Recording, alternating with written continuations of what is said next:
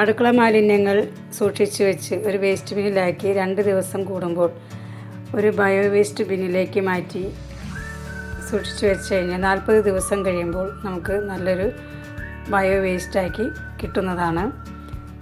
അതിനുവേണ്ടി ഇതിങ്ങനെ 3 ബക്കറ്റാണ് ഞാൻ എടുത്തിരിക്കുന്നത്. സൈഡിലെല്ലാം ഹോളുള്ള ബക്കറ്റാണ്. ഇതിൽ ആദ്യത്തെ ബിന്നിൽ നമ്മൾ ഇനോക്കുലം എന്ന ഒരു പൊടി തൂകിയതിന് ശേഷം 2 ദിവസം കൂടുമ്പോഴുള്ള നമ്മുടെ വേസ്റ്റ് ഇതിലേക്ക് ഇടണം. വേസ്റ്റ് ഇട്ടതിന് ശേഷം വേസ്റ്റ് ഇടുന്നതിന് മുൻപും ശേഷവും നമ്മൾ ഈ ഇനോക്കുലം ഇതിലേക്ക് വിതറേണ്ടതാണ്. ഇതാണ് ഞാൻ അടുക്കളയിലെ വേസ്റ്റാണ്. ഇനി ഇതിട്ടതിന് ശേഷം ഇതിൻ്റെ മുകളിൽ ഇനോക്കുലം വിതറുന്നതാണ്. ഈ വേസ്റ്റ് 41 ദിവസത്തിന് ശേഷമുള്ള വേസ്റ്റാണ്. ഈ 2 ദിവസം കൂടുമ്പോൾ ഞാൻ അടുക്കളയിൽ നിന്നുള്ള മാലിന്യങ്ങൾ ശേഖരിച്ച് ഈ ബിന്നിൽ സൂക്ഷിച്ചതാണ്. ഇത് ചെയ്യുമ്പോൾ കുറച്ച് കാര്യങ്ങൾ ശ്രദ്ധിക്കേണ്ടതുണ്ട്. നമ്മൾ വേസ്റ്റ് ഇടുമ്പോൾ ഒട്ടും വെള്ളം ചേരാത്ത വേസ്റ്റ് ആകണം ഇതിലേക്ക് ഇടേണ്ടത്. ചോറിടുമ്പോൾ ചോറിലെ വെള്ളം മുഴുവൻ കളഞ്ഞിട്ട് വേണം ഇതിലേക്ക് ഇടാൻ. കറി ചാറോട് കൂടി ഇതിലേക്ക് ഒഴിക്കാൻ പാടില്ല. ചാറെല്ലാം കളഞ്ഞതിന് ശേഷം കഷ്ണങ്ങൾ മാത്രം ഈ ബിന്നിലേക്ക് നിക്ഷേപിക്കാം.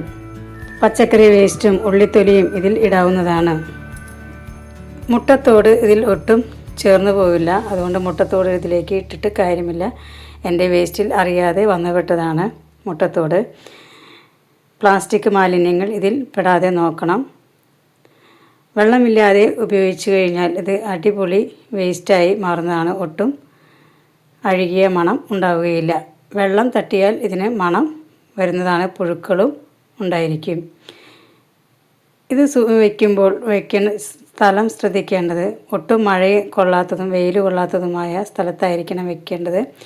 ഇതെൻ്റെ വീടിൻ്റെ സൈഡിലാണ്. സ്ഥലപരിമിതി മൂലമാണ് ഇങ്ങനെ വെച്ചിരിക്കുന്നത്. അപ്പോൾ ഇതിന് മഴ കൊള്ളാതെ സൂക്ഷിക്കേണ്ടത് അത്യാവശ്യമാണ്. അതുപോലെ തന്നെ വെയിലും കൊള്ളരുത്. ഇത് മൂടി വെച്ചതിന് ശേഷം മഴ കൊള്ളാതെ വെയിൽ കൊള്ളാതെ ഇരിക്കാൻ ഇതിന് മുകളിൽ പ്ലാസ്റ്റിക് ഷീറ്റ് മൂടി വയ്ക്കാവുന്നതാണ്. ഒരു ദിവസം മഴ കൊണ്ടതിൻ്റെ ശേഷമാണ് ഇതിനിങ്ങനെ കളറൊക്കെ വന്നത്. അല്ലെങ്കിൽ ഇതിൻ്റെ പുറത്തൊന്നും മാലിന്യങ്ങൾ ആവുകയില്ല.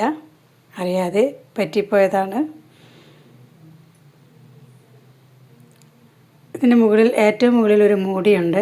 അപ്പോൾ ആദ്യത്തേത് നിറഞ്ഞു കഴിഞ്ഞാൽ അടുത്ത പിന്നെ അതിൻ്റെ മുകളിൽ വെച്ച് ഇതുപോലെ തന്നെ സെയിം പ്രോസസ്സ് തുടരണം. ആദ്യം ഇനോക്കുലം, അതിന് മുകളിൽ ഫുഡ് വേസ്റ്റ്, അതിന് മുകളിൽ ഇനോക്കുലം, അങ്ങനെ നിറയുന്നത് വരെ ചെയ്തുകൊണ്ടിരിക്കണം.